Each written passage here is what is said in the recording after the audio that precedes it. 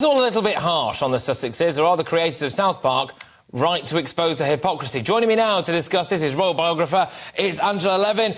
Angela, you and I have spoken at length about Prince Harry's new book, Where, but look, they're not popular on either side of the Atlantic now. Who could have predicted this? Oh, well, I think it would have come in time. I think people didn't believe it because they thought it's just not true. They've had a hard time, and us in the UK didn't like Meghan because of she was of mixed race, and blaming all those things to us. But actually, after the Meghan interview, and then another one, and then the long, enduring 6-hour thing on Netflix when they whined for such a long time, and then the book, Spare, I think they now realise that they're absolutely shocking. And they've decided to show it in a way that can't be legally stopped. And people will laugh at them and made ridicule of their nonsense. The first thing you showed was, they say they want their privacy, and there they are doing endless television. All their PR people are showing them off everywhere. It's the smallest and the largest things.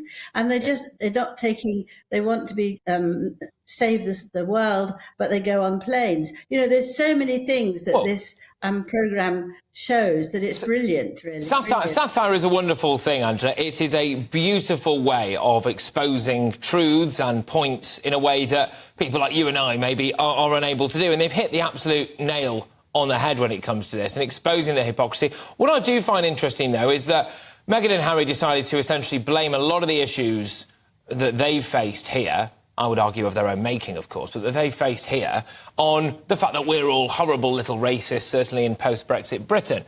Well, what are they going to say about America?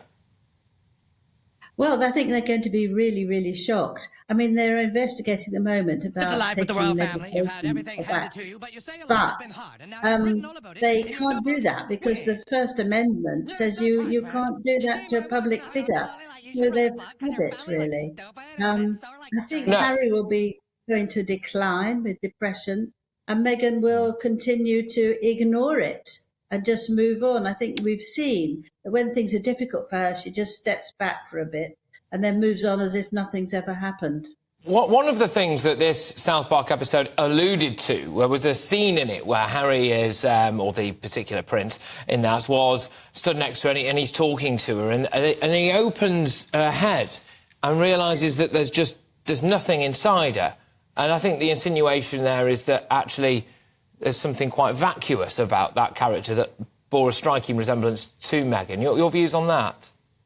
Well, it came about on a discussion about what really matters. Is it how people look, is how people do, or actually is it what's going on inside you? Do you have a heart? Do you have empathy? Are you a kind person?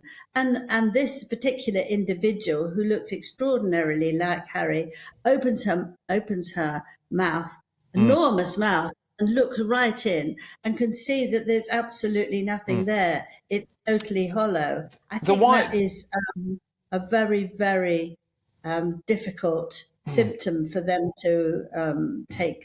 The wider thing now is, what next for Harry and Meghan? Because they've basically spoken their truths. There's been books, there's been audio books, and thank you, by the way, for bringing up the Netflix documentary. You know me, Angela, I don't like to talk about it. I was in it. I hate it when people bring up the fact that I was in the Harry and Meghan Netflix documentary, watched by millions, Netflix's most watched series ever. I don't like to bring it up, but you brought it up, so thank you for that. But what now for them? Because if they are unpopular over here and they're unpopular in America, I mean, where do they go and live? The North Pole?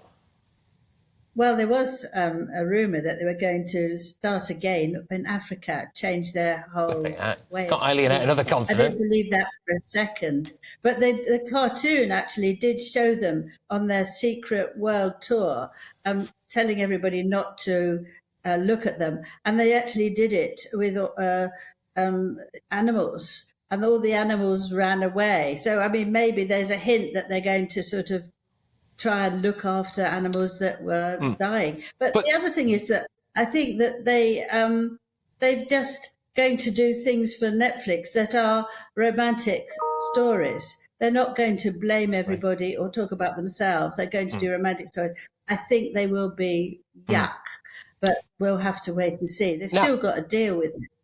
They do. Now, this, I think, is a massive win for the King and for Prince William and everyone associated with him. I would argue for Britain, frankly, because I've had emails in, by the way, just a quick little plug here, gbviews@gbnews.uk. In light of this Harry and Meghan stuff, I want to know from you, our wonderful listeners and viewers, what you think the worst thing about Harry and Meghan is. And this is a good one here from Jeff. He says the worst thing is that both of them believe that they were more important than the institution of the royal family, the monarchy, which has existed for almost 1,000 years. And actually, the royal family now have emerged well this week, because Charles offered the olive branch to Harry. Harry's gone, well, if you want me to come to your coronation, then you're going to have to come over here and talk to me. And everyone's like, mate, have a day off, OK? And then now this South Park thing has come out, and Charles and William can see, I think, that people are laughing at them all over the world, and the power is back with our royals, is it not?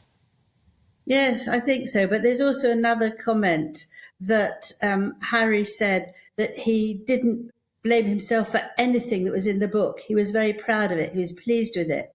And actually, if that's the truth, it's a real shock, because the things he said in there about himself, about his father and his brother, actually make him someone that you realise will not learn, and you can't help come out of this terrible state that he's in. Can I just ask you one final question, Angela? And it is a broader question here. It's more about society in general, actually. And I think there's been a lot of self-victimisation. It's almost become a fashion, OK, to try to expose your own flaws and the struggles that you've been through, and to paint yourself out as a victim and seek sympathy and basically say this is why everything's awful. And I've always firmly believed that the vast majority of the public don't like that. The vast majority of the public likes someone who puts their shoulders to the wheel, gets on, and when there are genuine tough times, you know, does their best to try to pick themselves up and not whinge and moan about it. And in Harry's case, I would argue he didn't actually have that much to whinge about to begin with.